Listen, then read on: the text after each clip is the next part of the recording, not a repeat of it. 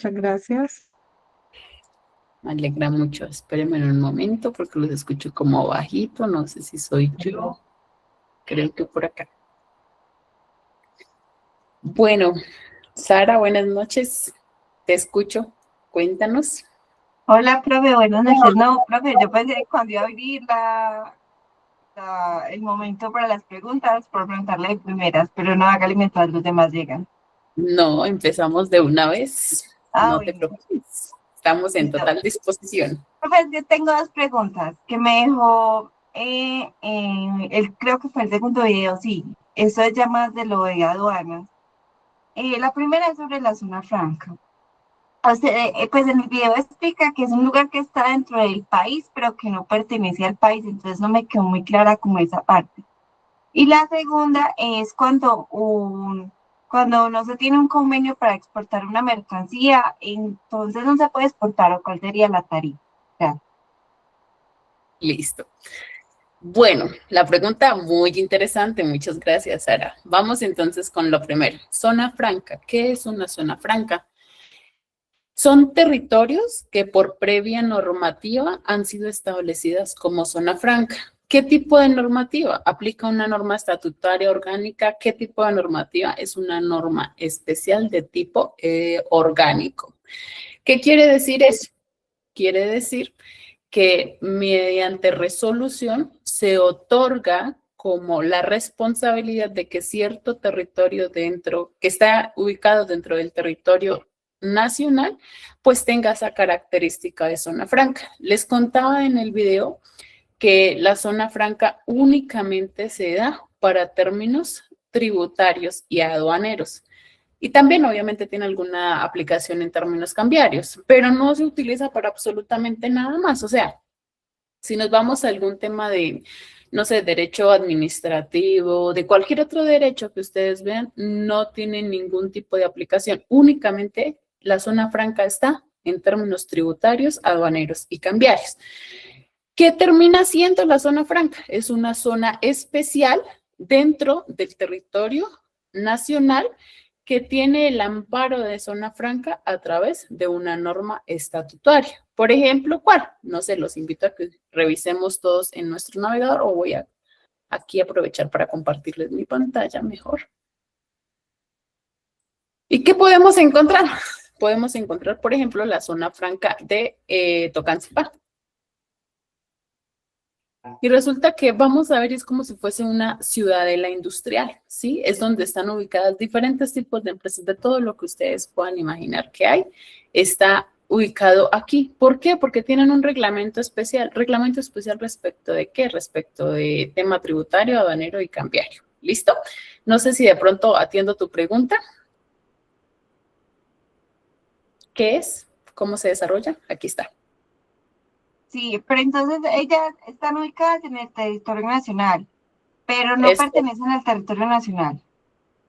Es netamente que, en términos tributarios, aduaneros y cambiarios, ¿sí?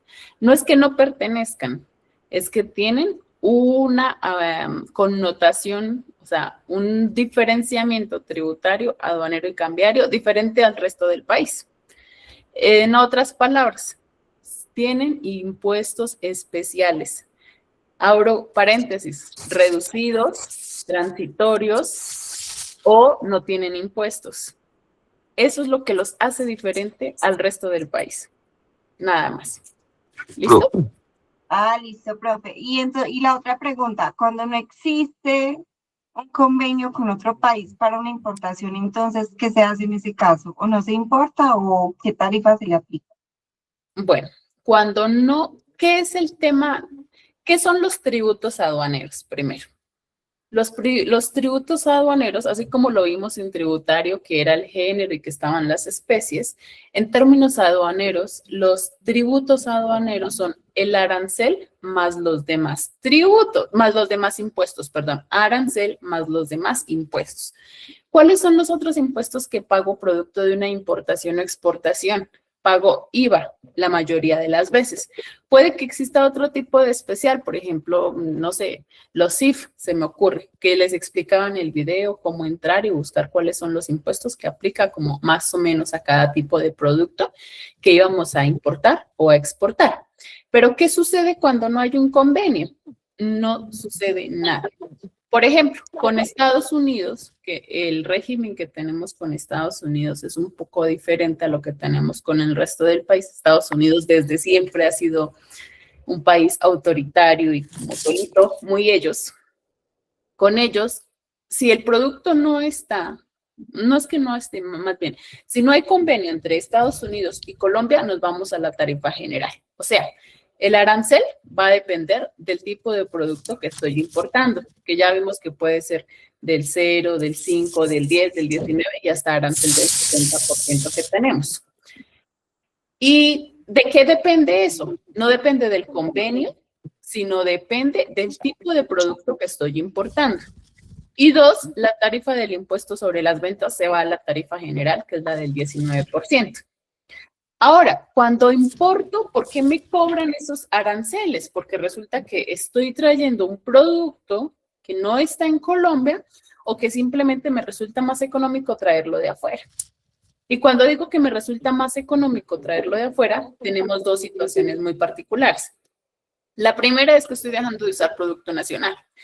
Y cuando dejo de usar producto nacional quiere decir que por no usar el producto colombiano se me está cobrando. Hernán, de pronto, por favor, me ayudas silenciando tu micrófono un segundito y ya te doy la palabra. Si estoy importando y no estoy usando un producto nacional, entonces debo pagar. No se llama sanción, no es sanción, sino es más bien como un recargo por no usar el producto nacional. Ahí nace el arancel. ¿Sí? Porque independientemente de si el producto sea colombiano o si el producto sea extranjero, mi impuesto sobre las ventas va a ser del 19%. ¿Qué cambia? El arancel. Ese arancel es el recaudo por no usar el producto nacional. Ahora, si estoy hablando de una exportación, en términos de exportación, ¿quién paga el arancel? ¿El que importa o el que exporta o los dos? Los leo en el chat. ¿Quién paga los aranceles? ¿El importador, el exportador o los dos? ¿Y de qué depende? El importador. El importador, dicen por acá, ¿quién da más? ¿Quién da menos? El importador. ¿El arancel se paga? Pues por ese recargo que estoy. Les cuento yo que no uso un producto nacional, uso un producto extranjero, entonces por no usar el producto nacional tengo como ese tipo de recargo, ¿cierto? En la exportación no hay arancel. Al contrario, ¿qué sucede? Que las tarifas de IVA, normalmente o casi siempre en la mayoría de los productos, las tarifas de IVA disminuyen al 0%. ¿Sí? Casi siempre hay algunas oportunidades en las que no. Los invito a que revisemos en la tabla de los aranceles que les mostraba en los videos, de los productos, perdón, productos sobre los que recae el arancel, que les enseñé en el video. ¿Qué producto estaría marcado con el impuesto sobre las ventas y a qué tarifa en la exportación? La mayoría están a una tarifa del 0%, pero hay otros tantos que sí tienen tarifa del 19% porque el IVA es un impuesto de origen nacional. ¿De qué depende? Sobre el hecho generador. Y el hecho generador, es la producción, ¿cierto? La transformación o la comercialización. Entonces, no es simplemente el IVA, no se da solo porque estoy importando o exportando, sino simplemente es un impuesto de orden nacional que recae sobre el hecho generador. Respecto al arancel, ya les expliqué, no habría arancel en la exportación. ¿Por qué? Porque estoy sacando producto nacional. Hay arancel cuando dejo de usar el producto nacional, entonces debo pagar ese tipo de recargo. ¿Listo? Muchísimas gracias. Bueno, Sara. Antes de que continuemos, tenemos una tareita pendiente. No me bajen las manos, por favor. Dejémoslas ahí, pero habíamos quedado en que desarrollaríamos las preguntas de juicio situacional de la clase anterior, ¿correcto? ¿Quién hizo la tarea? ¿No la hicimos?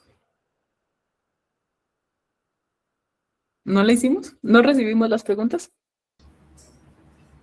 Sí, yo sí la solucioné. Gracias, Camilo. Bueno, ¿y los demás? Profe, ¿dónde estaban esas preguntas? Yo no las encontré. En el chat las compartieron en la sesión anterior. Quedamos en que la íbamos a finalizar al final, la íbamos a desarrollar al finalizar la sesión, pero no nos dio el tiempo. Entonces quedamos de traer las listas para el día de hoy. ¿Quién falta? Son 11 preguntas. ¿Quién no lo desarrolló? Profe, en mi caso no las desarrollé. ¿Será que las pueden compartir de nuevo? Ayer no pude estar en la clase anterior no pude estar en la sesión. Gracias, Germán. Vamos a hacer una cosa. Camilo, discúlpame, por favor. Te voy a pedir que me regales 10 minuticos para darles el tiempo a todas las personas para que por favor las desarrollen. No sé si ya las encontraron. Por favor, confírmenme si ya las tienen nuevamente en el grupo. Pueden ingresar al grupo en la sección de documentos y ahí está el número 1 y dice preguntas de casos de estatuto tributario. Ya la comparto. Listo, muchas gracias. 10 minuticos. No me bajen las manitos las personas que tienen las manitos arriba. Por favor, Camilo, discúlpame. 10 minuticos para que desarrollen las preguntas. Tienen más o menos 50 segundos por pregunta. ¿Listo?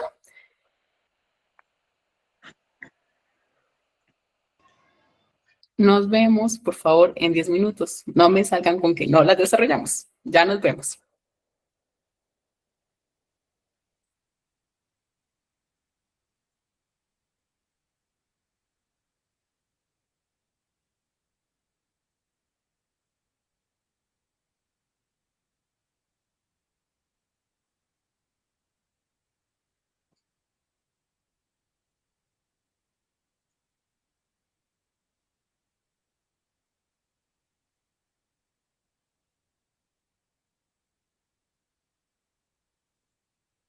Ya la pueden visualizar.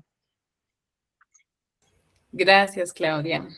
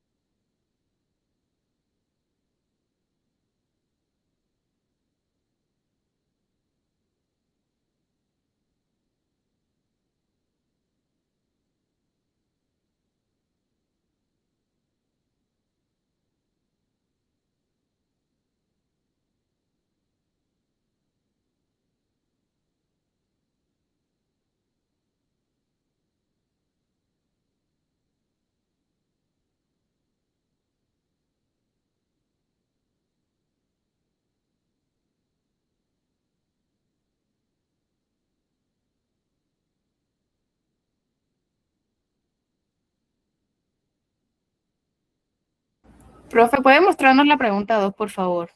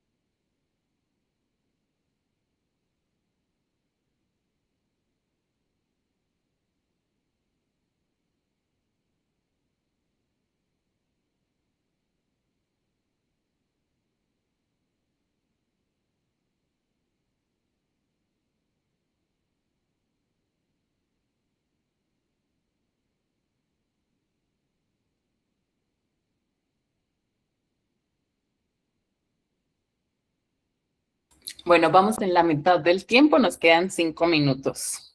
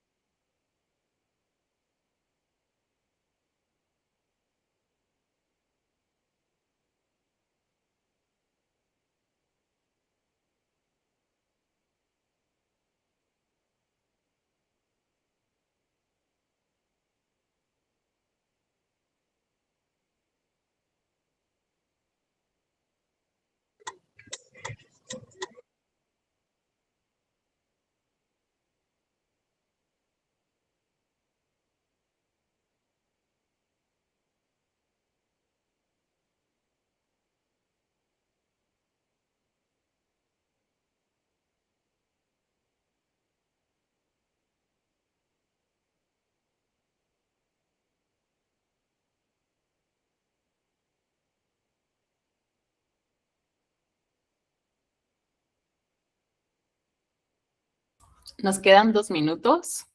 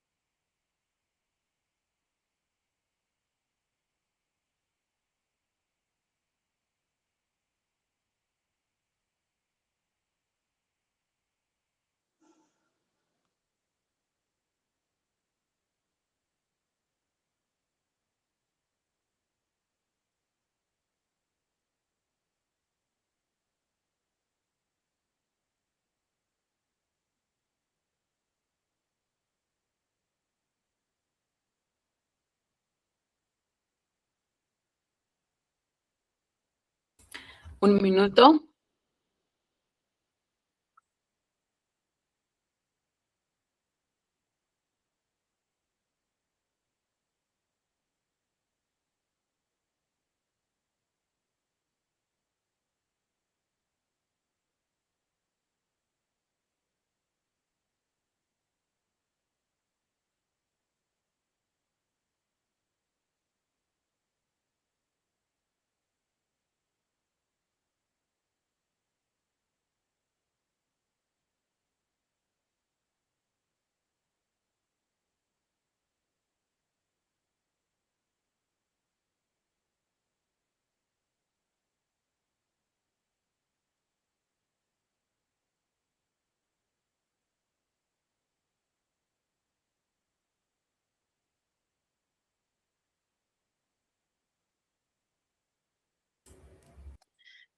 Bueno, estamos de vuelta. ¿Cómo nos fue? ¿Cómo nos fue, amigos? ¿Nos alcanzó el tiempo? ¿No nos alcanzó? ¿Nos dieron los 50 segundos por pregunta? ¿No nos dieron? Sí, de que dieron, de que estén bien respuestas, pues no, porque no hay mucho tiempo de analizar y pensar. Bueno, tenemos que irnos preparando, especialmente los profesionales, quienes se van a presentar a un cargo profesional, porque tenemos 4 horas para el examen, ¿no? Donde son más o menos 136 preguntas, con un promedio de respuesta de 50 segundos por pregunta. Entonces, vamos a desarrollarlo. Voy por acá. Listo. ¿Qué tenemos? Un segundo. Bueno, me dice lo siguiente. Un ciudadano se acerca a un punto de contacto de la entidad con el fin de averiguar por qué le colocaron en su RUT como persona natural la responsabilidad 04. ¿A qué hace referencia la responsabilidad 04 en el RUT? Cuénteme. ¿A qué hace referencia la responsabilidad 04? Régimen tributario especial. Listo. ¿Cuáles son las características para pertenecer al régimen tributario especial? Ser una fundación, Sí, que sean corporaciones, fundaciones. entidades sin ánimo de lucro regularmente. Perfecto. Entonces, lo primero es que para poder acceder al régimen tributario especial debo ser una persona jurídica. Lo segundo es que, además de ser una persona jurídica, debo desarrollar una actividad meritoria. Y vimos todas las actividades meritorias que estaban, no sé si les enseñé el micrositio de la página de la DIAN, de las entidades sin ánimo de lucro, pero creo que sí. ¿Sí? Entonces vamos a ver qué dice la respuesta. Teniendo en caso, bueno, usted debe dar claridad y acompañamiento con el fin de llevar a buen término esta situación. O sea que esta pregunta posiblemente nos aplica para servicio al ciudadano. ¿Por qué? Porque nos habla directamente sobre RUT, ¿cierto? Nos dice de una responsabilidad y nos dice que debe dar claridad y acompañamiento. ¿Quiénes dan acompañamiento? Las personas de servicio al ciudadano. Teniendo en cuenta el caso anterior, teniendo en cuenta que el ciudadano se refiere a su RUT como persona natural, ¿usted qué debe indicar? ¿A, B o C? Los leo. ¿Qué respondimos? C, A, B, C. Bueno, muy bien, C, C. Muy bien. Nos quedó entonces clarísimo que únicamente podrán tener la responsabilidad 04 las personas que pertenezcan al régimen tributario especial. Acá no aplica para personas naturales, ¿cierto? Y tampoco lo pueden ser las personas que están establecidas como no contribuyentes, porque si revisamos por allá el artículo 19-1 y siguientes del Estatuto Tributario, nos dice quiénes son los que no son contribuyentes. Y entonces encontramos que no son contribuyentes entidades del Estado, pero cuando no son contribuyentes son declarantes de ingresos y patrimonio, ¿cierto? No del impuesto sobre la renta, sino de ingresos y patrimonio. Entonces, un no contribuyente, primero, no es responsable de renta. Segundo, si no soy responsable de renta, no puedo ni siquiera pensar en acceder al régimen tributario especial. Y tercero, al no poder ni pensar en acceder, pues simplemente ni siquiera debo tener en el RUT la responsabilidad 04. Número 2. Teniendo en cuenta el caso anterior, con referencia a la responsabilidad 04, ¿usted qué debe indicar? Primero, indicar, mencionar o aclarar. ¿Cuál será la respuesta? A, B, C. Los leo. La C, muy bien. ¿Quién da más? ¿Quién da menos? Por favor. La A. La A, muy bien. La A, la C. ¿Alguien más a favor de la A, de la C? Bueno, C, 5 por acá. A, estamos como en empate. Vamos a ver. La respuesta es la A. Dice que solamente pueden tener esa responsabilidad asociaciones, fundaciones, corporaciones constituidas como entidades sin ánimo de lucro que posean la calificación como contribuyentes. Y acá, ¿qué nos dice? Que pueden tener esa responsabilidad asociaciones, fundaciones y corporaciones no contribuyentes. Un no contribuyente, ya lo expliqué, definitivamente no puede ni siquiera pensar y ya vimos que los no contribuyentes en su gran mayoría son mismas entidades del Estado. ¿Listo? Entonces, primera connotación. Perdón, me gustaría pedirle el favor algo ahí de esa pregunta. Bueno, si se puede, pues. Claro. Es verdad, bueno, yo apenas estaba investigando que ya no se llama régimen tributario especial, sino que si es responsable o no es responsable. Eso es cierto. No, el no responsable y responsable aplica únicamente del impuesto sobre las ventas. Los responsables eran los que antes, hasta el año 2019, hasta el año 2019 llamábamos régimen común. Entonces uno decía, ay, voy a ir a pedir mi factura y dice, no, yo soy régimen común. Entonces, cuando decimos responsable y no responsable, hace referencia únicamente al impuesto sobre las ventas. Por los demás impuestos, nunca puedo usar la expresión es o no es responsable, no. Ya vimos que, por ejemplo, todas las personas son contribuyentes declarantes de renta. Cuando hablamos de consumo, decimos una persona es responsable del impuesto al consumo o no responsable del impuesto al consumo. Gravamen en los elementos financieros, responsable o no responsable, también, ¿listo? Pero vimos cuál es la particularidad del gravamen, que sabemos que solo son entidades financieras. Entonces, cuando tú escuches responsable y no responsable, ten plena seguridad que la persona se está refiriendo a responsable del impuesto sobre las ventas o no responsable del impuesto sobre las ventas. Cuando hablamos de régimen tributario especial, ya sabemos que estamos hablando de todas las entidades sin ánimo de lucro. ¿Listo?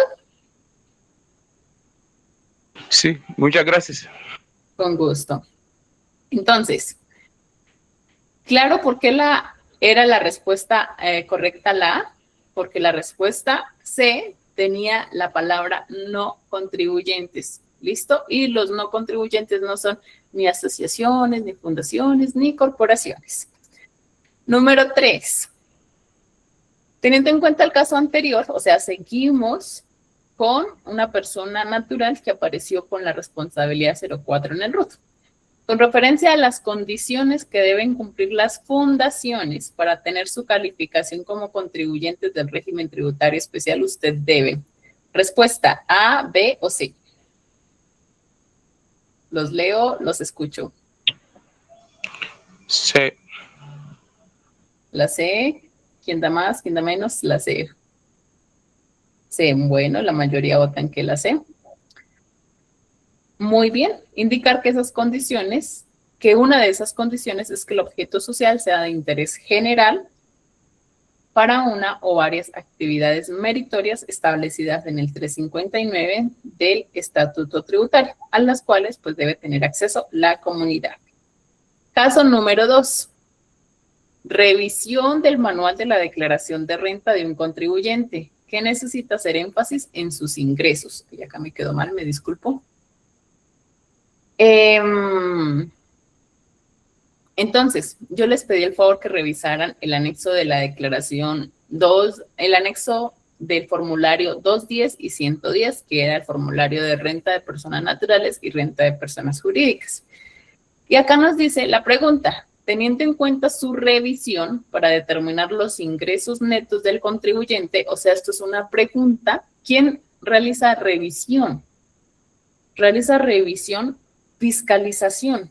En su manual de funciones ustedes van a encontrar que dice que realizar todas las actividades tendientes al apoyo y la investigación para el debido cumplimiento de las obligaciones tributarias, aduaneras y cambiarias de los obligados. Entonces, ahí está la clave. ¿Qué es lo que me está pidiendo? Revisión.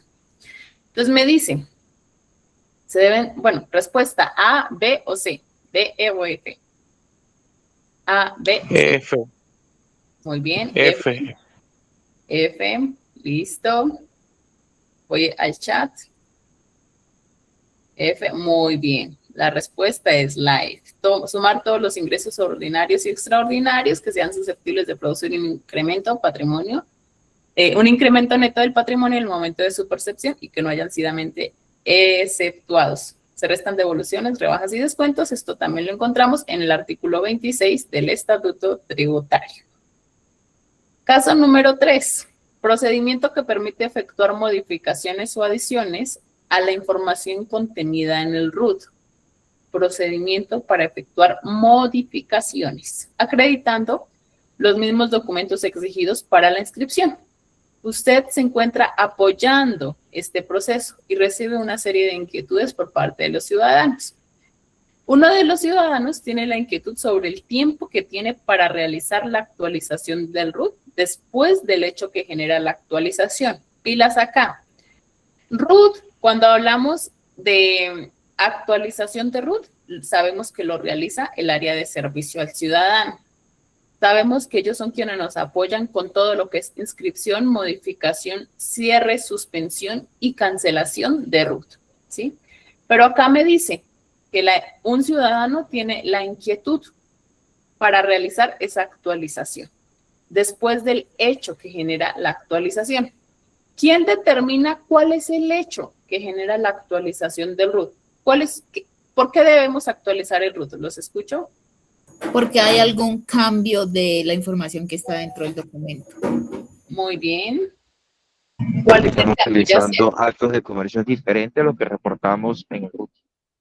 Perfecto. ¿Qué puede suceder?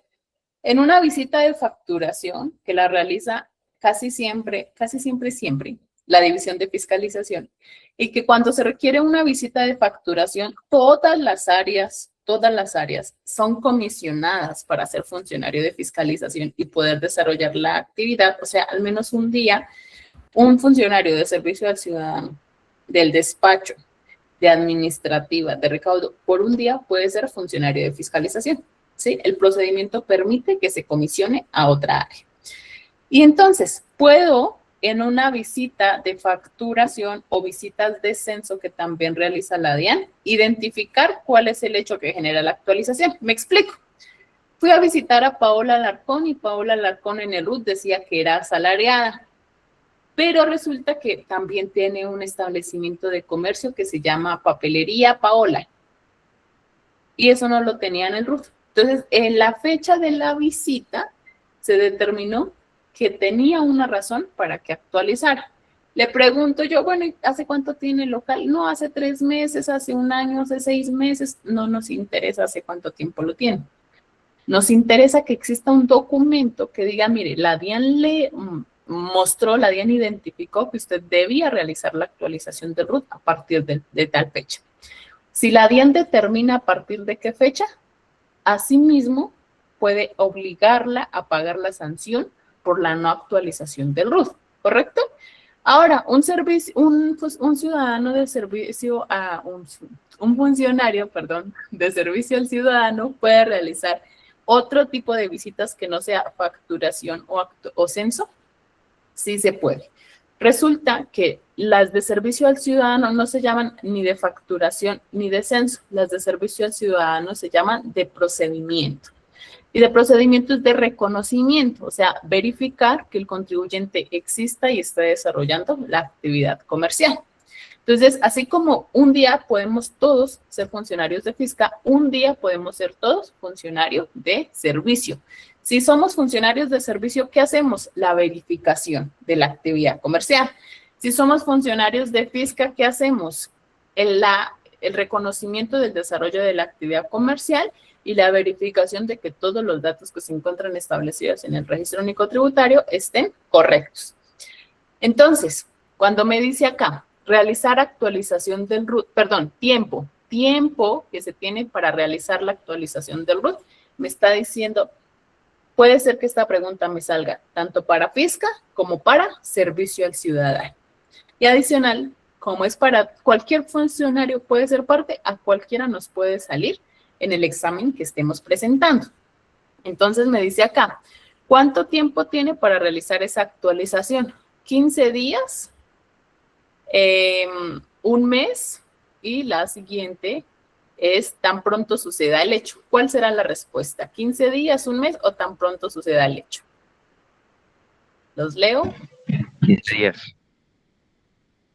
10 días, dicen por acá. Por aquí tengo, uy, esta sí que está súper revuelta. Tengo de todas, A, B y C. Bueno, la respuesta es que tenemos un mes, de acuerdo con el 658-3 del Estatuto Tributario.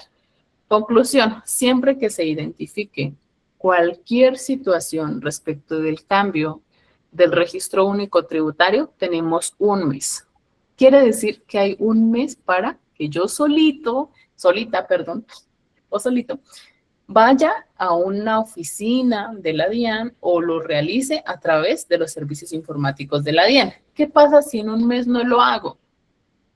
Al mes y un día la DIAN me puede sancionar por no tener actualizado el RUT. ¿Listo? ¿Qué no debe hacer la DIAN? Sancionarme en ese mes. A hoy, 4 de marzo del 2026, no conozco la primera resolución en la cual se haya sancionado a una persona por tener desactualizado el RUT. En su mayoría, lo que uno hace es persuasivamente, o sea, amigablemente decirle, por favor, acérquese. O uno mismo les dice, lo espero tal día, a tal hora, en tal lugar. ¿Listo? Para ayudarles con la actualización. Obviamente, la función de la DIAN es perseguir el cumplimiento de las obligaciones, pero no, el fin último no es sancionar al contribuyente. Profe, qué pena, ¿tú podrías repetirme lo que dijiste ahorita de fiscalización y... ¿Servicio al ciudadano? Sí, la acotación que hiciste para identificarlo. Listo. Entonces, esta pregunta me puede salir, bien sea que me presente para despacho, que es todos los procesos administrativos o todas las demás áreas de la DIAN. ¿Qué debemos tener en cuenta? Si la pregunta me dice tiempo, me está diciendo servicio al ciudadano o fiscalización. ¿Puedo ser del uno o del otro? Claro que puedo ser del uno o del otro. ¿Qué debo tener en cuenta dentro de una pregunta? Que si me dice visita de facturación o censo, son de fiscalización. Y si me dice visita de procedimiento o de verificación del desarrollo, verificación de la existencia del contribuyente, servicio al ciudadano. ¿Listo? Entonces acá simplemente me decía que se encontró que un hecho y que cuánto tiempo tenía para la actualización. Pero ¿quién encuentra el hecho? Depende. Depende de si es una visita de fisca y me voy por una de facturación o una de censo, o si es de procedimiento que sería de servicio al ciudadano. Que es importante tener claro que todas las personas tienen un mes. Después del mes empieza el procedimiento sancionatorio. Entonces vamos a ver si por aquí la siguiente pregunta quizás me dice algo relacionado del procedimiento sancionatorio. Dime. Doctora, una consulta. ¿Sí? Sé que el artículo 654 del Estatuto Tributario establece las irregularidades en contabilidad que puede llegar a sancionar la DIAN. Ahora, mi consulta es, esas, digamos, inspección contable, la hace la DIAN y pues hay un marco normativo para ello, igual que la inspección tributaria. Estas visitas que hace la DIAN, ¿dónde puedo encontrar yo su reglamentación? Y quiero saber si la DIAN cuando hace una visita tiene facultad preventiva, informativa o tiene facultad sancionatoria. ¿Por qué? Pues porque, por ejemplo, en la ejecución contable, sé que tiene que ser un contador quien la ejerza. Entonces quiero saber dónde puedo encontrar yo, pues sé que debe ser varias normas, pero ¿qué documentos puedo consultar? Ojalá si existe un decreto compilatorio en donde yo pueda revisar el régimen o las facultades que tiene la DIAN en esas otras visitas que realiza. Listo. Ya te doy la respuesta. Un segundo. Son 2 decretos. No están dentro del estatuto porque son las facultades que tiene la división de fiscalización y las facultades que tiene servicio al ciudadano. ¿Listo? Entonces, para cuando hablamos de inspección, o sea, facultades de fiscalización que tiene la administración, me está hablando de las facultades de la división de fiscalización, que ya te informo en qué decreto están. Permíteme, por favor. Entonces, facultades de fiscalización las tenemos en el decreto de artículos 70 a 73 y 78 del decreto 1742 del 2020 de fiscalización. Resolución 64 del 9 de agosto del 2021, artículos 1 y 4. Y resolución 69 del 9 de agosto, artículo 2.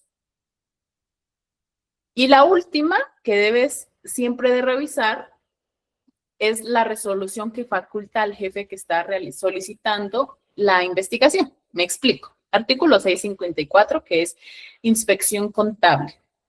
Perdón, no es inspección contable, es irregularidades en la contabilidad. Las irregularidades en la contabilidad, la forma de determinarlas es la siguiente. Primera, dentro de un proceso de fiscalización, se solicita la contabilidad y el contribuyente no la muestra. Proceso de investigación, es decir, que hay un expediente abierto, ¿cierto? Que ese expediente, el primer acto administrativo que lo vamos a ver más adelante, van a ser los emplazamientos. Esa es la primera forma. Se le pide la contabilidad al contribuyente y no la presenta. Y la segunda forma, que es la por la que la mayoría de los auditores nos vamos, tenía la obligación de presentar conciliación fiscal y no la presentó. O tenía la obligación de guardar la conciliación fiscal y una vez se le pidió, no la presentó. Entonces, cuando suceden esas cosas, lo primero es que debe salir un autocomisorio. En el autocomisorio se faculta a una persona para que pueda desarrollar esas acciones de fiscalización, ¿sí? Y en el autocomisorio debe decir para qué está facultado. Entonces, a pesar de que está la resolución, todas las resoluciones que te acabo de mencionar, en los artículos finales dice, se comisiona a fulanito Paola Alarcón, con cédula tal, con cargo tal, para que realice acciones de, y ahí tú verificas, ¿sí? ¿Qué tienen de particular? Los autos comisorios, sí o sí. Dentro de un proceso de investigación, o sea, dentro de un expediente, se profiere autocomisorio. Dentro de un proceso de visita de facturación, se realiza autocomisorio. Dentro de un programa o una visita de procedimiento que son de servicio al ciudadano, hay autocomisorio. Y el autocomisorio, la parte de arriba, el encabezado, debe tener cuáles son las normas que lo amparan, o sea, las normas que lo facultan. Y finalmente debe tener dentro del resuelve para qué está facultado. ¿Listo? Entonces, si tú me dices, ¿cuál es el procedimiento? Te digo, el procedimiento está en estas resoluciones que te acabo de dar. En el estatuto no lo tenemos. ¿Por qué no lo tenemos? Porque depende de las funciones que cada área tiene. ¿Y dónde encuentro esas funciones? En la parte normativa que regula a la entidad. ¿Listo? Profe, qué pena, ¿me puede repetir otra vez la resolución 64? ¿De qué año y qué artículos, porfis? Resolución 64 del 2021, artículo 1 y 4. ¿Y la resolución 69 de qué año? Del 2021 también, artículo 2. Ajá, gracias. Listo. Ahora, insisto, ¿quién comisiona? Por ejemplo, cuando hablamos de irregularidades en contabilidad, o sea que el contribuyente está en la obligación de mostrar la contabilidad. Dentro de la parte del resuelve debemos decir que de conformidad con el artículo 779, el contribuyente pues debe exhibir libros, cartas, bueno, todos los documentos que hagan parte de su contabilidad. ¿Listo? No sé si fui clara con mi respuesta, amigo. No, perfecto, doctora. Un gusto, ¿verdad? Muy clara. Y esto también quería saber si para aduana, propiamente en reconocimiento aduanero, porque eso es fiscalización aduanera, también se sigue el mismo marco jurídico o si tiene reglamentación especial. Tiene reglamentación especial, pero esa la vamos a ver una vez que veamos aduanas. ¿Listo? Hoy, la clase de hoy era la continuación de estatuto tributario. Perfecto. Por favor, déjamelo ahí pendiente y vuelve si me la haces en esa sesión. ¿Listo? Claro que sí, doctora. Muchísimas gracias. Listo. Bueno, continuamos entonces. Siguiente pregunta, la sexta. Teniendo en cuenta el caso anterior, otra de las inquietudes de los ciudadanos tiene que ver con la actualización de los datos de ubicación. Cuando me habla actualización de los datos de ubicación, ¿qué me está diciendo? ¿Servicio al ciudadano o fiscalización? Servicio al ciudadano. Servicio. al ciudadano. Bueno, ¿qué les dije que hacía servicio? Verificar la existencia de la persona, ¿cierto? Entonces, cuando verificamos la existencia de la persona, eso nos da para suspensión de RUT. Pero resulta que la obligación, o sea, en esencia, esto es de servicio al ciudadano. Pero si en una visita de facturación o de censo voy a una dirección y no encuentro a esa persona, también puede aplicar a fiscalización. ¿Listo?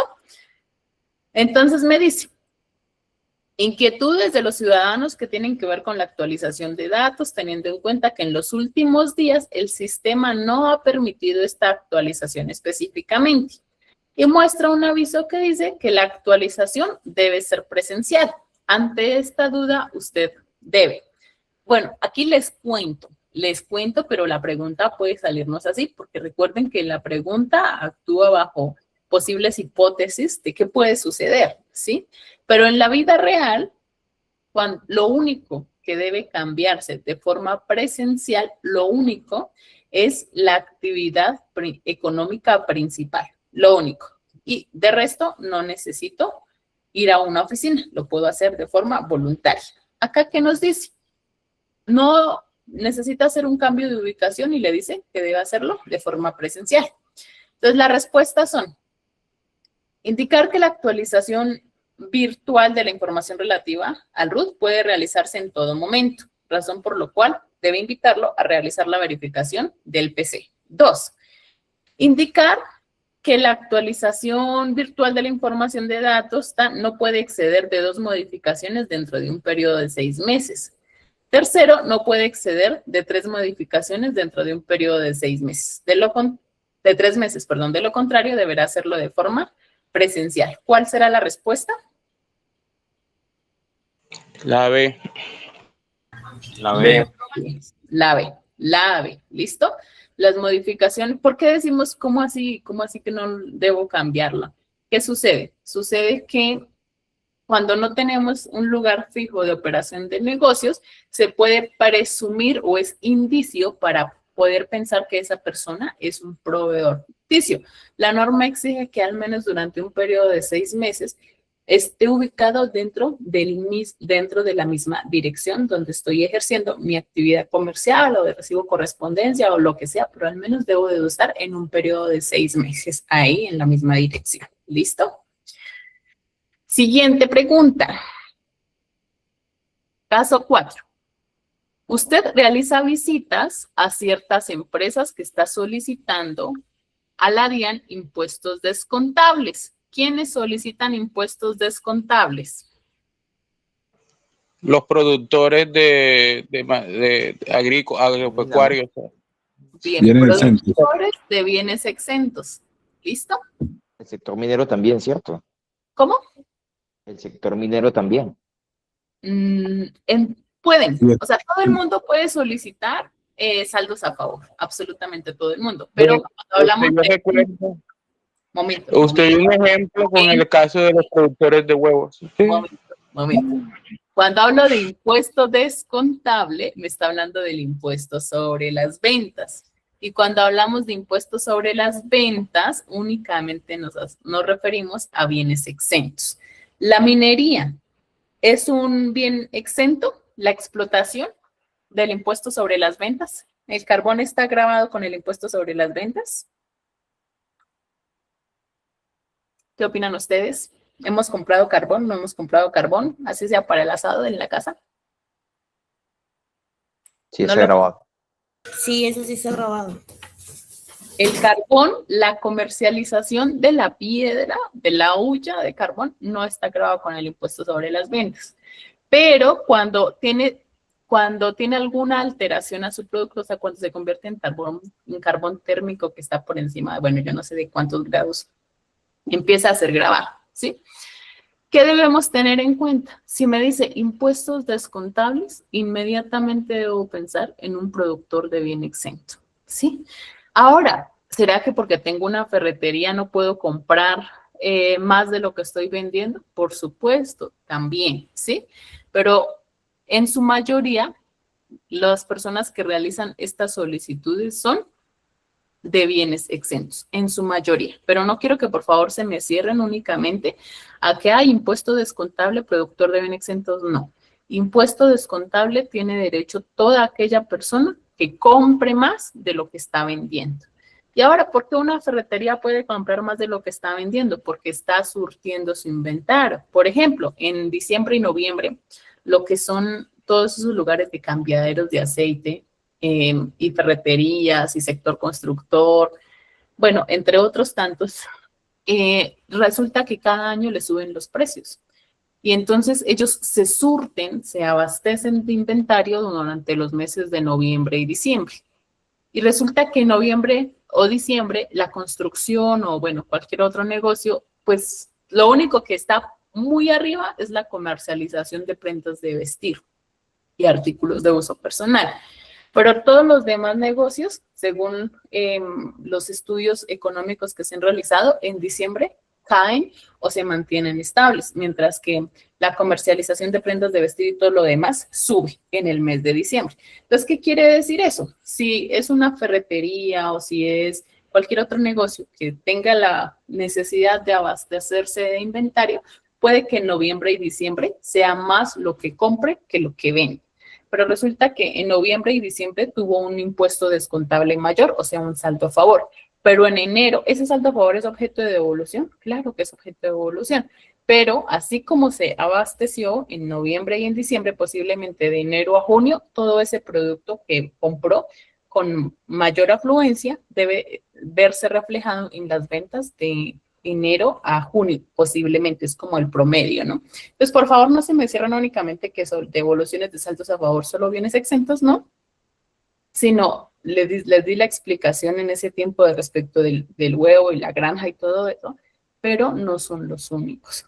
Todas las personas que tengan mayores impuestos descontables, en el caso de impuestos sobre las ventas, solicitudes de saldos a favor, pueden realizar la solicitud de ese saldo. ¿Listo? Entonces, la pregunta va así. Realiza visitas a una empresa que realiza la producción de bien exento. Vamos a pensar en los huevos. Sin embargo, debe hacer varias precisiones para poder determinar si aplica este beneficio o no lo aplica. Entonces, ¿qué me dice acá? Teniendo en cuenta el caso anterior y con referencia a las empresas que son comercializadoras, ahí está la clave. ¿Productor o comercializador? ¿Quién tiene el derecho? Usted debe precisar que de conformidad con el 339 los comercializadores no son responsables ni están sometidos al régimen del impuesto sobre las ventas, que de conformidad con el 439 son responsables del impuesto sobre las ventas en lo concerniente a la venta de bienes exentos. Y C, me dice acá, indicar que de conformidad con el 439 los comercializadores son responsables del régimen del impuesto en lo concerniente, este no es la C. Pues bueno, se ve ahí un poquito la respuesta. Conocer que de conformidad con el 439, los comercializadores son del régimen, los comercializadores son responsables del régimen. ¿Qué debemos acá indicar? A ver, honestamente, ¿qué contestaron? Porque no pude ocultar la respuesta.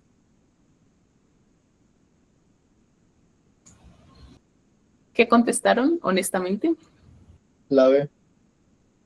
La B, la A, bien. Por acá tenía una pregunta que aprovecho para contestarla de una vez. Me dice, la comercialización de madera debe ser que si estaba grabada o no estaba grabada con el impuesto sobre las ventas. La comercialización, sí. La explotación, no. ¿Listo? Bueno, la respuesta es la A. Los comercializadores no son responsables ni están sometidos al régimen del impuesto sobre las ventas en lo concerniente a bienes exentos. ¿Por qué no son responsables? Porque si compraron a un productor el bien exento, o sea, si compraron el huevo, pues no pagaron IVA, ¿cierto? Y si lo están vendiendo, el huevo sigue siendo bien exento porque es producto de la canasta familiar. Entonces, no son responsables porque en ningún momento está viéndose el hecho generador del impuesto sobre las ventas. ¿Listo? ¿Claros? ¿No claros? Como el agua del Cauca, profe. Dime. claras como el agua del río Cauca. Ay, no, pero ¿por qué así? Sí. O sea, no fue claro. Pregúntenme, a ver, ¿qué dudas tenemos?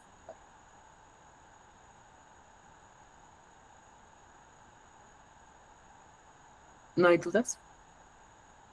No, profe, lo que nos quiso decir es, digamos, el algodón. Si en una droguería compran algodón y este es exento de IVA, cuando lo van a vender, también no le van a cobrar IVA. En su factura va a salir IVA 0 pesos. O cuando uno hace el mercado, hay unas cosas que le salen con IVA y abajo dice sin IVA tanto, base con IVA tanto y base sin IVA tanto. Es correcto. O sea, si en la cadena de suministro no se ve en ningún momento el desarrollo del hecho generador, sigue exento hasta el final de la cadena, o sea, hasta que llegue al consumidor final. Muchas gracias. Bueno, continuamos por acá. Tum, tum, tum. Vámonos con la octava. Dice, se hace necesario que usted brinde claridad sobre la diferencia entre exento y excluido, para lo cual usted debe decir, ¿cuál será la respuesta? ¿A, B o C? La A nos dice, bueno, los leo, yo sé que ustedes ya la leyeron. ¿Cuál será la respuesta? Los leo. Pregunta número 8, ¿qué contestaron? A, B o C. Diferencia entre exento y excluido.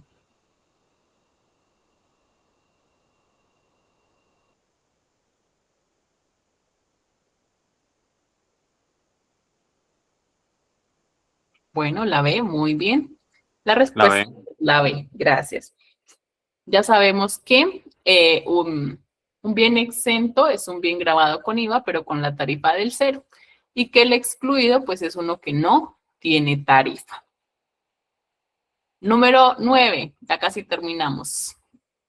Con referencia a las empresas que son productoras de bienes exentos, usted debe mencionar que los productores de tales bienes no pueden solicitar los impuestos descontables. La B, los productores de tales bienes pueden solicitar los impuestos descontables que tengan derecho. Y la C me dice establecer que los comercializadores de tales bienes pueden solicitar los impuestos descontables a que tengan derecho de conformidad con el título séptimo del libro tercero del estatuto. ¿Cuál será la respuesta?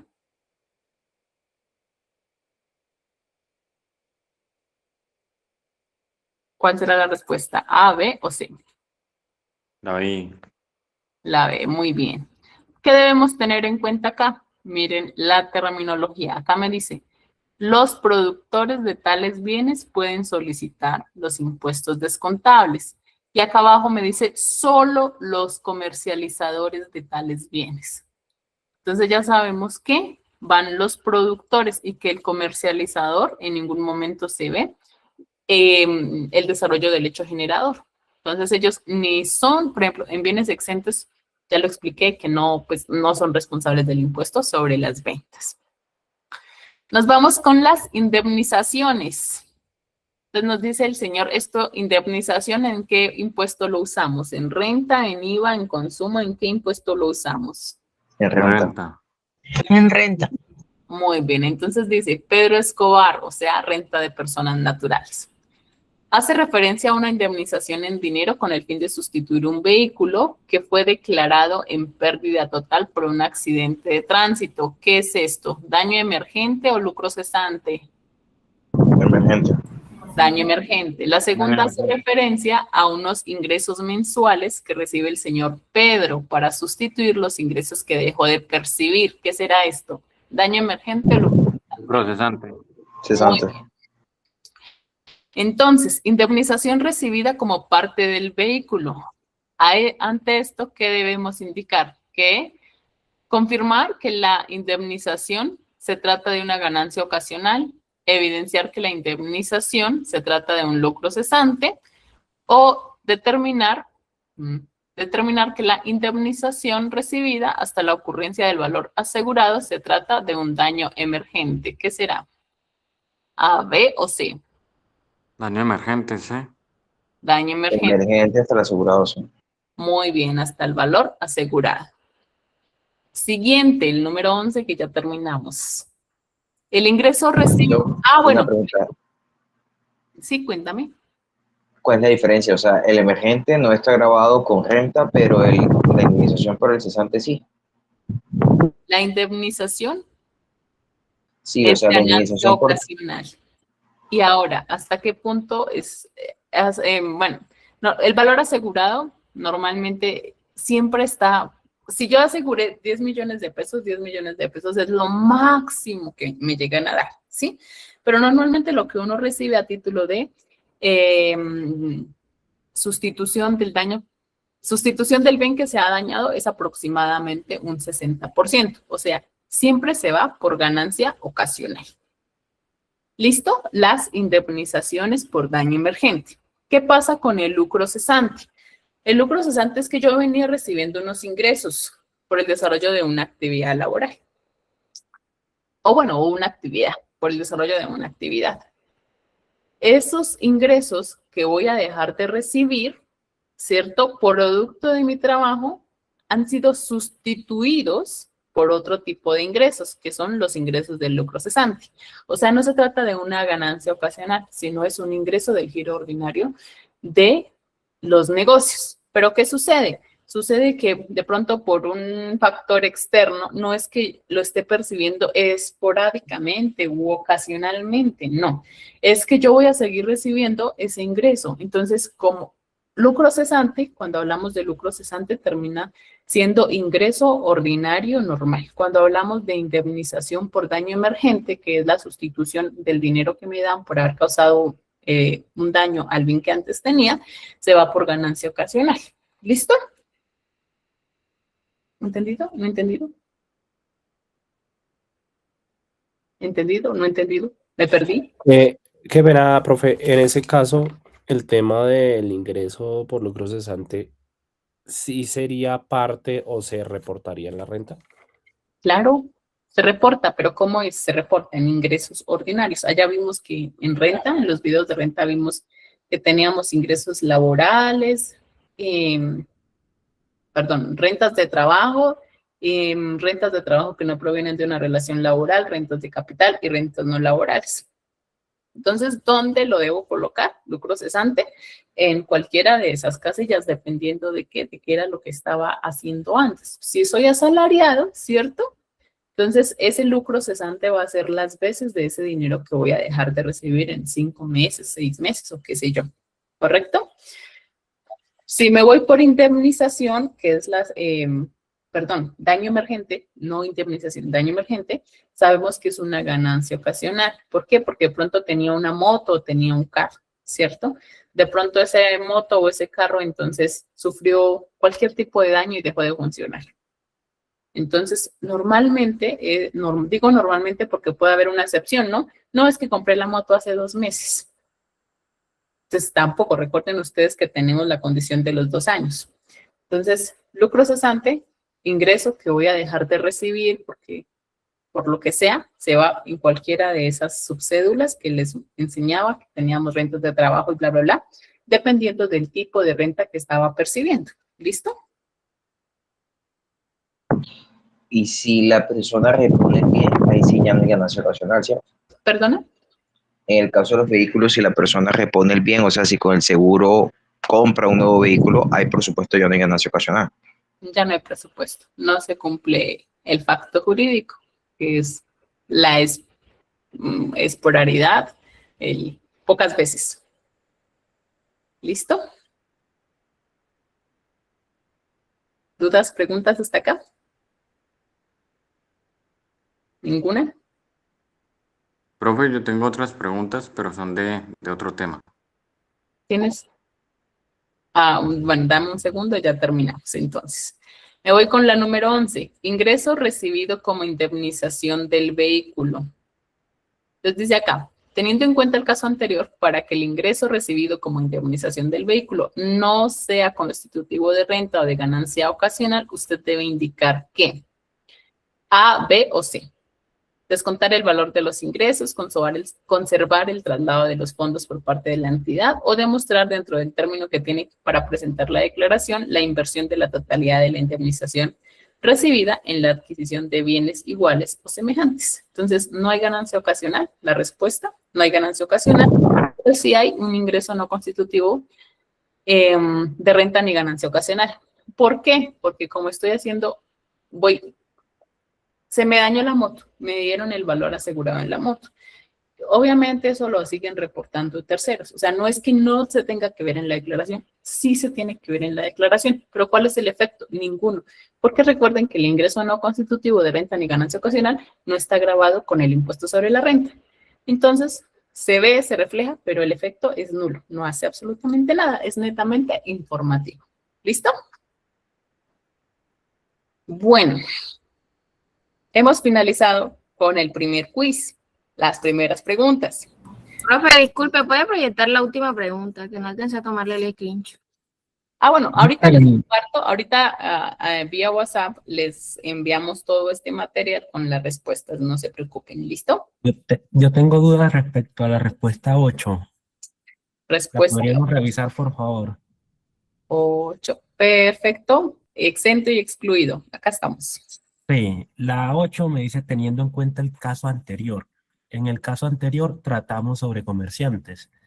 Yo estaba revisando el artículo 439 y me dice que no son responsables frente al impuesto de venta. Entonces, ¿cuál me había dicho usted que era la respuesta? La respuesta es la B, pero mira que solamente me dice diferencia, o sea, sí, estamos hablando de comerciantes, pero me dice diferencia entre bien exento y bien excluido.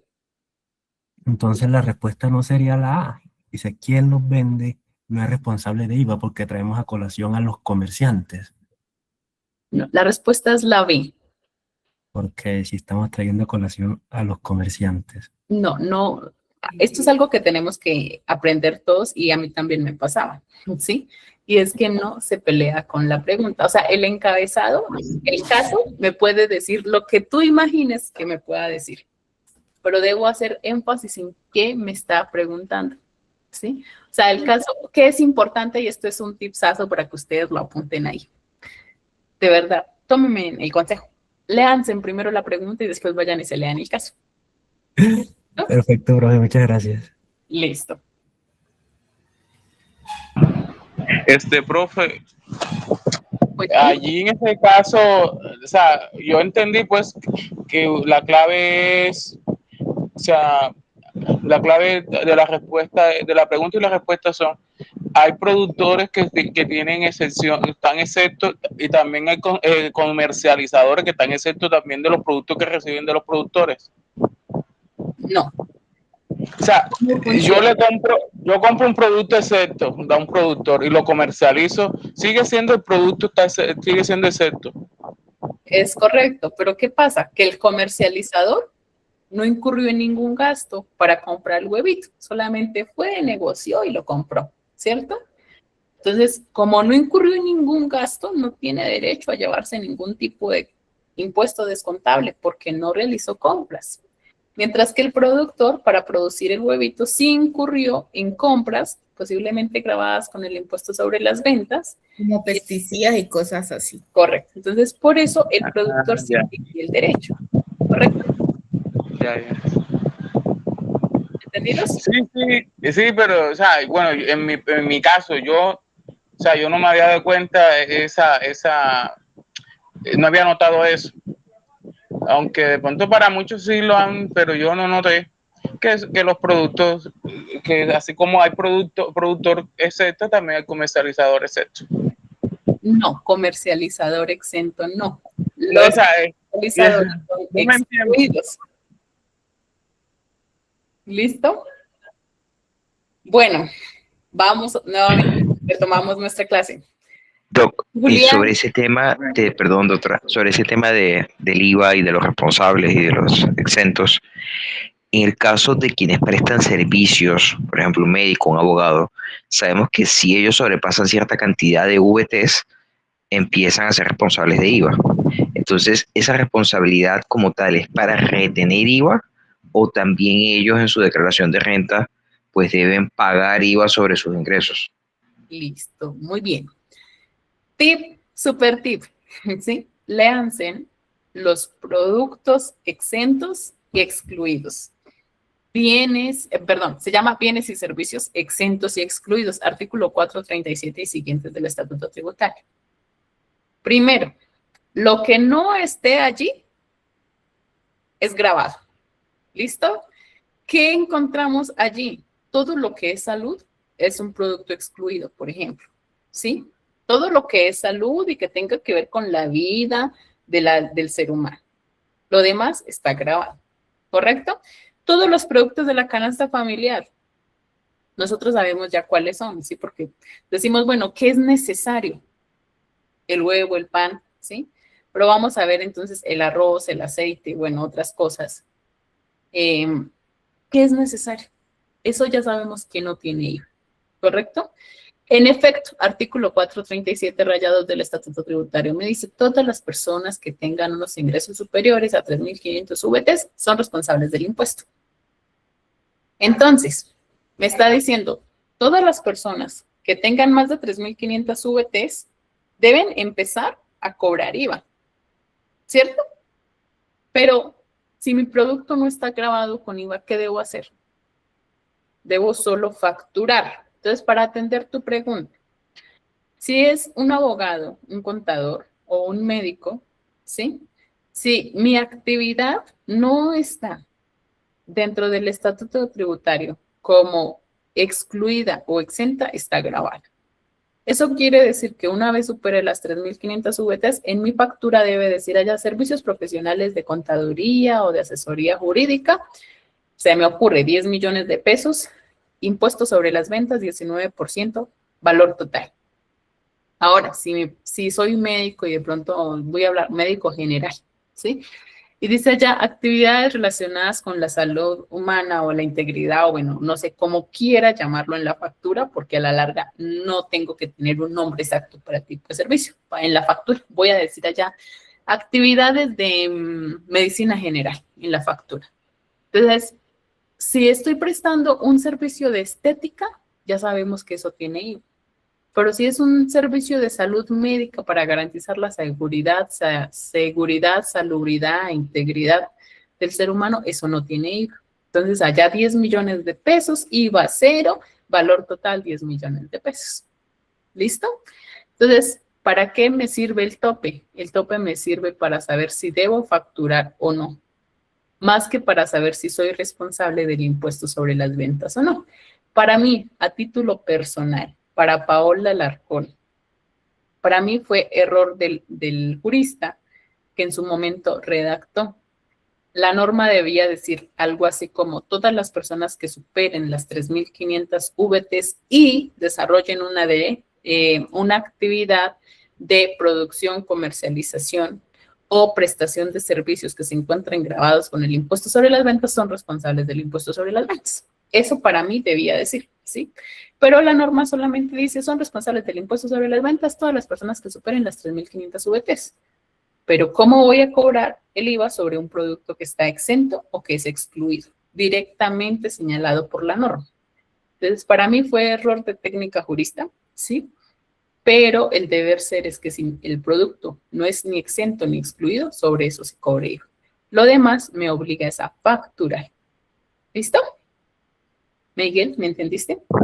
Perfecto, Motora. Muchas gracias. Con todo gusto. Julián, te escucho. Hola, profe, ¿cómo está? Tenía varias dudas, incluso de materia aduanera y tributaria, porque pues dependiendo Bueno, del correo que momento, nos enviaron, hago un el correo que paréntesis. nos enviaron de talento decía sistema tributario aduanero cambiario, pero entiendo que hoy solo es sistema tributario, ¿cierto? Sí, hago un Entonces voy paréntesis a aquí. Hago un hacerte unas preguntas del paréntesis. sistema tributario. Por ejemplo, una de esas es sobre los beneficios de la auditoría que tienen pues las empresas para reducir el tiempo de la firmeza de las declaraciones, y esto pues normalmente es en renta, ¿no? Pero pues esto solo, digamos que el requisito es el incremento del impuesto neto de renta y el porcentaje, si es del 25 al 34 creo que se reduce a 12 meses y si es mayor del 35 a 6 meses, ¿cierto? Es Pero correcto. ese es el único requisito. Y la segunda pregunta es, entonces, ahí cómo se hace el procedimiento pues tributario, dependiendo del emplazamiento, el pliego de cargos, bueno, todo el tema del procedimiento tributario en este corto periodo de tiempo. Perfecto. Y bueno, Primer punto, beneficio de auditoría. Únicamente el beneficio de auditoría se determina solo para el impuesto sobre la renta. Solo cobija las declaraciones del impuesto sobre la renta. No cobija ninguna otra declaración. Hablamos de beneficio de auditoría únicamente para hablar de la firmeza de las declaraciones. Entonces veíamos, quizás lo mencioné en el video, espero que sí, si no seguro lo mencioné en procedimiento sancionatorio, que la firmeza de la declaración es de 3 años, ¿cierto? ¿Que cuánto tiempo tiene el contribuyente para corregirla? Puedo corregirla dentro de 1 año si es para disminuir el valor del impuesto, o puedo corregirla dentro de los 3 años si es para aumentar el valor del impuesto. Beneficio de auditoría solo se da cuando incrementa el impuesto en un 25% o 35%. Y hablo de todos los niveles después del 25%, ¿sí? Con la connotación que nos hace Julián, del 25 al 34.9%, 12 meses. Y del 35 hacia arriba, 6 meses. ¿Cuál es el procedimiento que hace la DIAN? El mismo procedimiento que debe hacer con todas las declaraciones. Entonces, si hablo de beneficio de auditoría, estoy hablando primero de un inexacto. Y al hablar de un inexacto, estoy hablando que tiene 3 instancias. Primero, el requerimiento especial, y enseguida tenemos posiblemente la inspección tributaria y finalmente, de ser el caso, la liquidación oficial de revisión, ¿cierto? De ser el caso. ¿Cómo es el tema del tiempo? ¿Cómo van los términos? ¿Cómo funciona? ¿Sí? Entonces, ¿qué se hace desde la administración? Los contribuyentes finalizaron de presentar renta en mayo, digo mayo 20. La primera acción que hace la administración es que desde la subdirección, de análisis de datos, ellos a través del Big Data y otras plataformas que tenemos un poco robustas para realizar análisis, se dice, tome todas estas declaraciones presentadas entre este periodo y compárelos. Y el sistema saca una serie de seleccionados. ¿Qué hace la administración? Pasó 1 semana. A las 2 semanas se envía eso a las direcciones seccionales. O sea, han pasado 2 semanas. Tercera semana se hace el análisis en cada dirección seccional para ver si efectivamente superó o no superó el tope del 25%, del 35% para determinar la firmeza de la declaración. Y en la 4ª semana, o sea, 1 mes después de haber presentado la declaración, la administración decide si apertura o no investigación. Entonces, ¿pero cómo? ¿No se le da el tiempo de respuesta al contribuyente? Bueno, recuerden que se profiere el requerimiento especial, el contribuyente tiene 1 mes para declarar y después de que se profiere el requerimiento especial, la DIAN tiene 6 meses para proferir la liquidación oficial. Entonces, el hecho de que se profiera el requerimiento especial no quiere decir que me suspenda términos. No. Sino normalmente se le da, son 2 meses, o sea, 1 mes en análisis, todo eso, 1 mes para que el contribuyente contesta y muy seguramente al 4º o 5º mes ya está saliendo la liquidación oficial. Listo, ese es el procedimiento, pero lo vamos a ver más al detalle cuando veamos procedimientos sancionatorios. Ándale, profe, y esto me lleva a otra pregunta. Pues a través del procedimiento sancionatorio se llega al acto definitivo que vendría siendo la resolución, ¿cierto? Correcto. Entonces, contra las resoluciones, pues proceden los recursos de reposición, ¿no? Y reconciliación. Pero, sí, y pues estaba leyendo que dependiendo de la cuantía en VT de estos actos definitivos, pues eran competencias, por ejemplo, de las seccionales o incluso de las, digamos, sí, las direcciones de impuestos departamentales, o incluso si superaba la cuantía, creo que de 20.000 VT, ya pasaba a ser del nivel central por grande contribuyente, ¿no? Es correcto. Pero, ¿eso es así? Sí, entonces esa es la cuantía, pero eso es para determinar pues, la competencia que tiene la DIAN para fallar a los recursos de reposición y reconsideración, ¿no? ¿Y eso es solo en materia tributaria o también aplica para los actos definitivos, que en este caso pues serían las resoluciones que se expiden en el procedimiento aduanero? Aplica para absolutamente todos, tanto aduanas, cambios como tributaria. En efecto, ¿cómo está? No sé si ustedes vieron ya la primer clase que iba a ser como estructura orgánica de la DIAN y normatividad de la DIAN. Allí nos explicaban cuáles eran los decretos que rigen la DIAN y cómo está distribuida y formada la DIAN.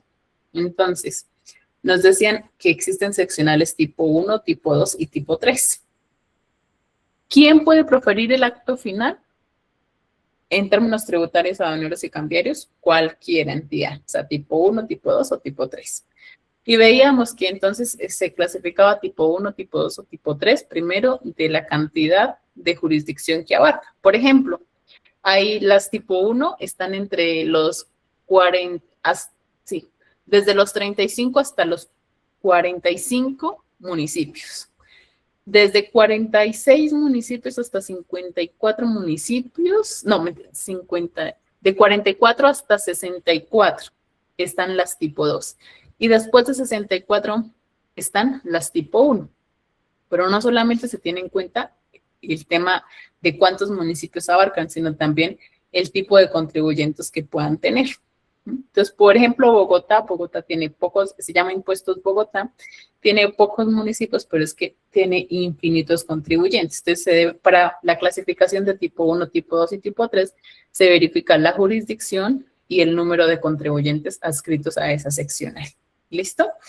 Ahora, como lo confirmas y lo dices, después del acto final, que es la liquidación oficial para este caso, se puede recurrir.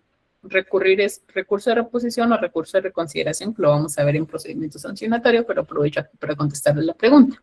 Y dependiendo de la cuantía, se va a la seccional tipo 1, a la seccional tipo 2 o a la seccional tipo 3. ¿Listo? Pero esto lo vamos a ver un poco más a detalle en procedimientos sancionatorios. Y en efecto, como dices tú, por ejemplo, cuando se va a nivel central, que son las seccionales tipo 3 hacia arriba, se requiere que el acto que se está recurriendo sea por más de 20.000 VTs. Dale, gracias, profe. Y la última pregunta es sobre el artículo 640, digamos que el beneficio que tienen para reducir las sanciones, ¿cierto? Sí.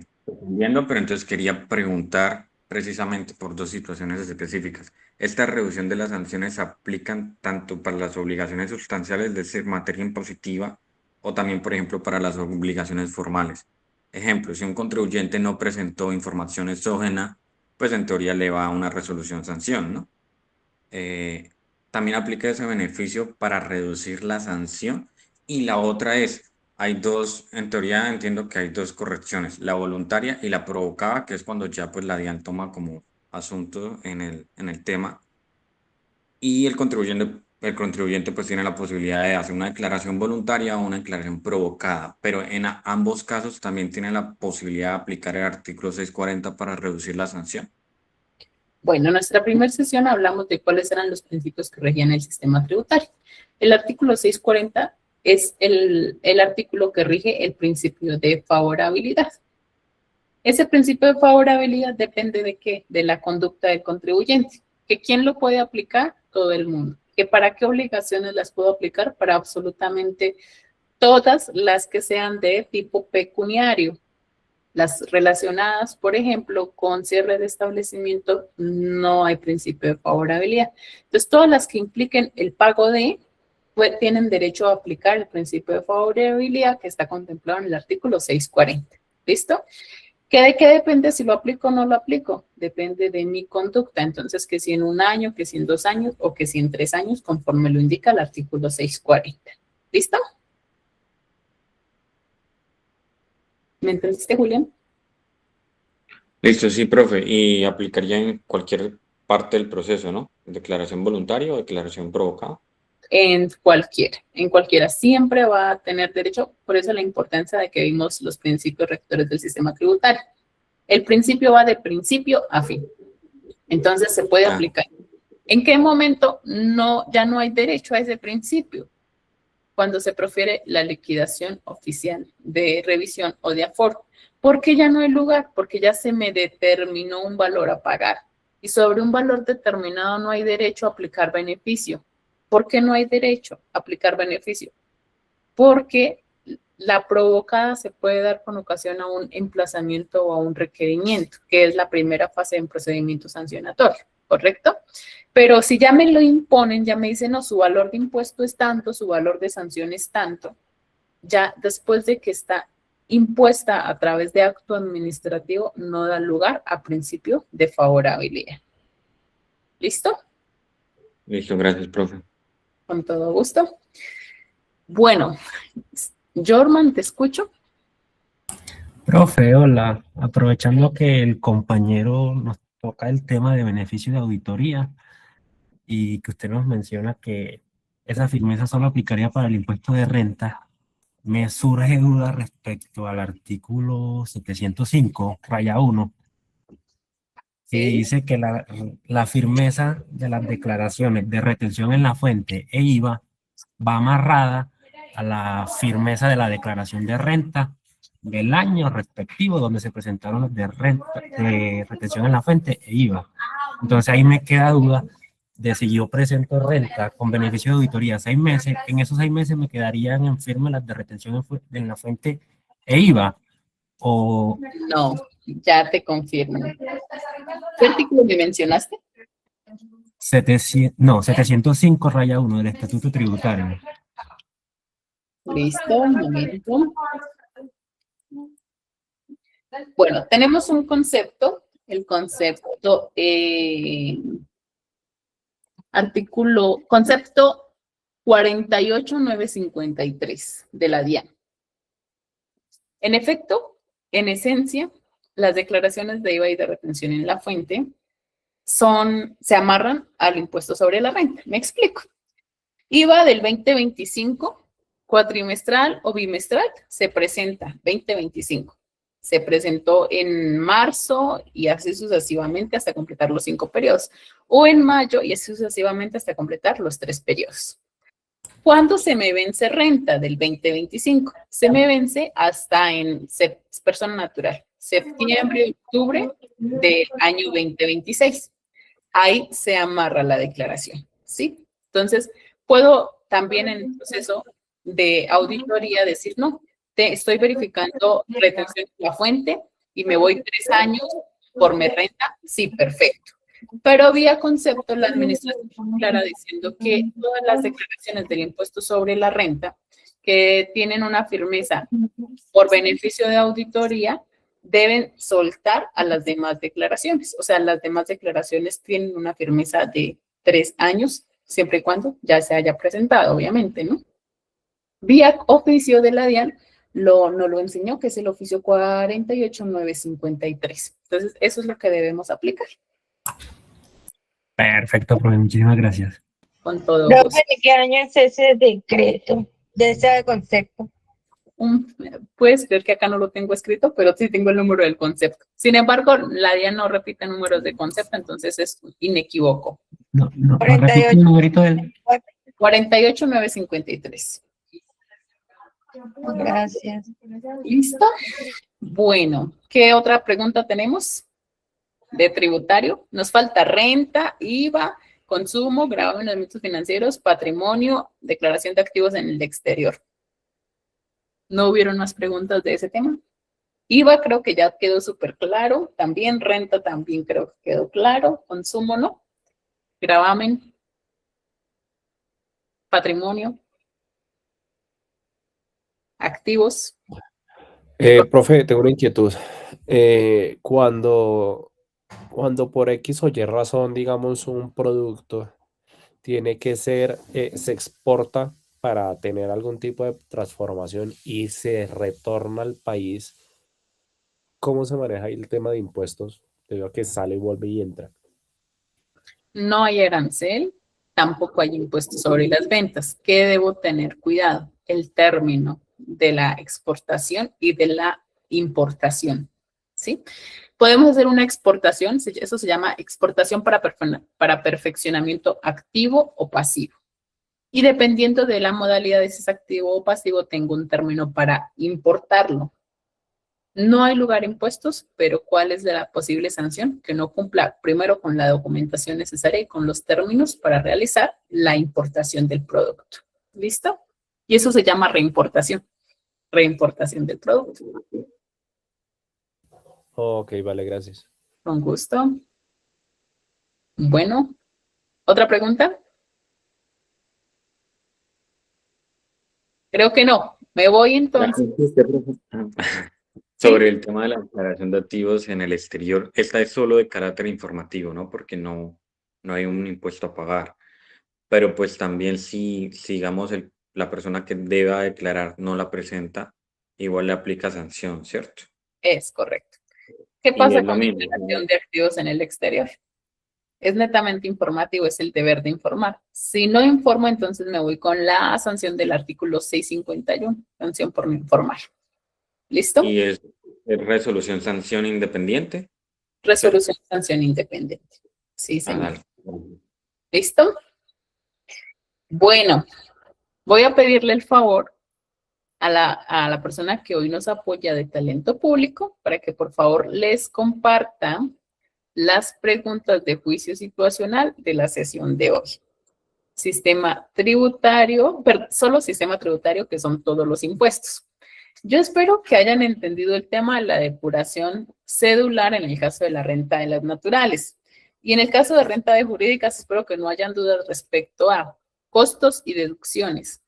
Y en renta y en personas naturales, espero por favor que haya quedado claro y hayan entendido y todo el tema de rentas exentas. ¿Listo? Respecto a IVA, importantísimo, que me da derecho a un impuesto descontable y la obligación de facturar. Respecto a consumo, súper sencillo, solo la obligación de facturar, porque allí no hay impuestos descontables, solo es lo que yo vendo y que está grabado con impuesto al consumo. Gravamen a los movimientos financieros. ¿Quién lo aplica? ¿Cómo se paga? ¿Y a quién se lo transfieren? Impuesto a la riqueza o al patrimonio. Topes. Declaración de activos en el exterior. ¿Cuándo debo declarar? ¿Cuál es el término para declarar? ¿Y cómo debo declarar?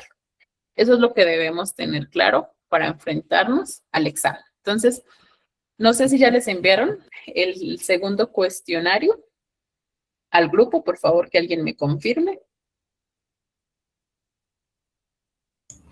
Profe, no han enviado nada. Ok. Por favor, me ayudas a enviar. Espérame a ver si está conectado.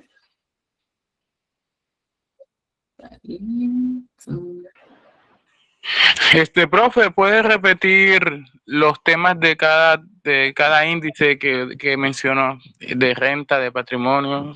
Sí. Renta de naturales y renta de jurídicas. ¿Qué es importante? Renta de jurídicas. Ah, bueno, me dicen acá en el chat, un segundo, ya te termino de contestar, que las preguntas se suben a la plataforma, ¿listo? Importante para la próxima sesión. Por favor, contéstenlas. Son solo 5 preguntas. Confío en que lleguemos, las solucionemos y avancemos con aduanas y cambios. ¿Listo? Entonces, por favor, contestadas esas 5 preguntas para la próxima sesión. Temas, vuelvo al tema. ¿En qué parte de la plataforma? Ok, ya nos contestan en el chat seguramente. ¿En qué íbamos? Ah, bueno, renta. Renta de jurídicas, importantísimo. Costos y deducciones.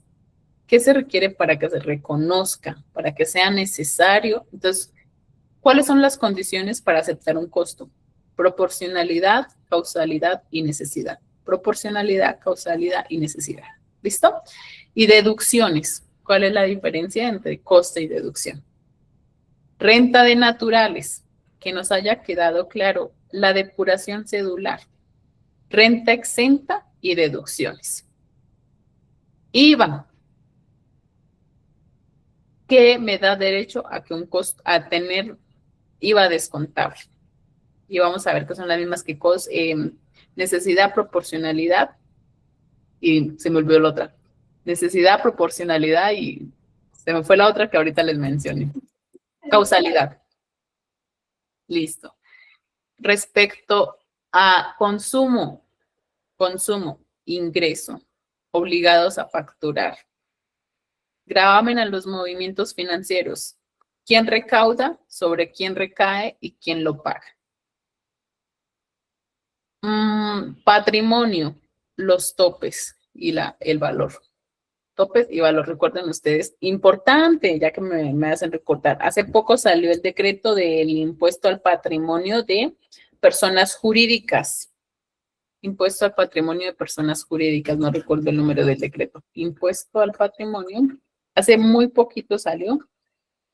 Personas jurídicas, a ver si me lo muestra por acá. 173, decreto 173 del 2026.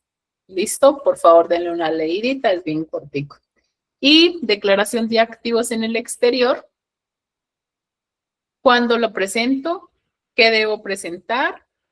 Y valor de las sanciones si no lo presento.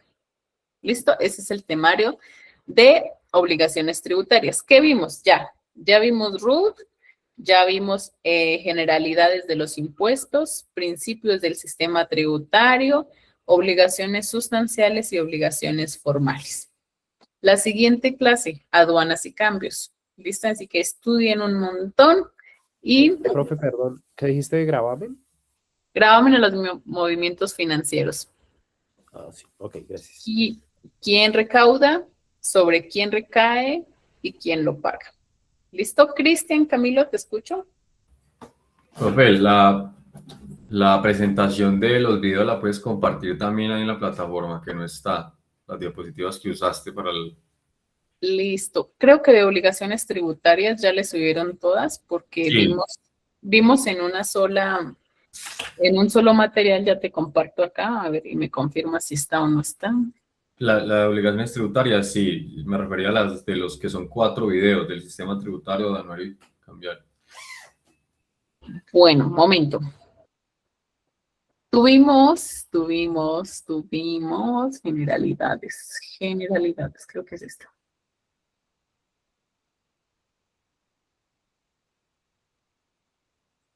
Esta clase de generalidades, o sea, este material ya debe estar en la plataforma que empieza con este título y finaliza con 159 diapositivas y en último es un comparativo de renta, IVA, impuesto al patrimonio. Esas son las únicas que deben estar porque estas diapositivas son las que usamos en la sesión 1 y la sesión 2. O sea, hasta aquí vamos a...